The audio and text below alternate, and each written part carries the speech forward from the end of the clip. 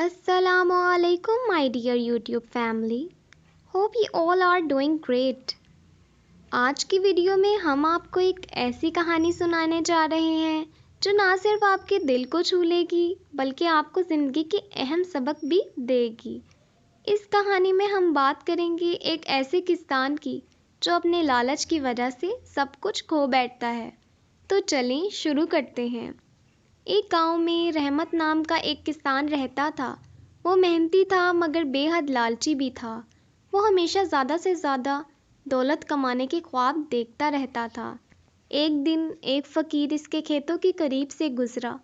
रहमत ने इसकी मदद की तो फ़कीर ने इसे एक जादुई पत्थर दिया और कहा, ये पत्थर जिस चीज़ को छुएगा वो सोना बन जाएगी, मगर शर्त ये है, अगर तुम किसी इंसान को छू दोगे तो वो पत्थर का हो जाएगा।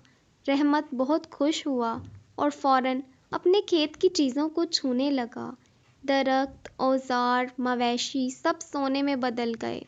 वो अपनी खुशकिस्मती पर नाज़ करने लगा। अब इसका लालच और भी ज़्यादा बढ़ गया। वो घर गया और हर चीज़ को सोने में बदलने लगा।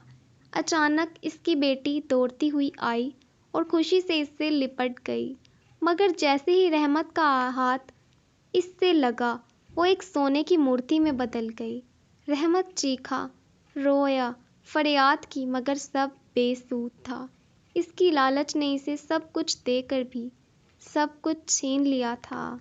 तो दोस्तों, ये कहानी हमें ये सिखाती है कि लालच इंसान को बहुत कुछ देकर भी सब कुछ छीन सकता है।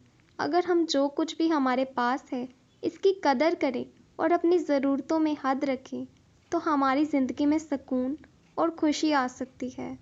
अगर आपको आज की हमारी ये वीडियो पसंद आई हो तो इस वीडियो को जल्दी से लाइक करें, दोस्तों के साथ शेयर करें और हमारे चैनल को सब्सक्राइब करना ना भूलें।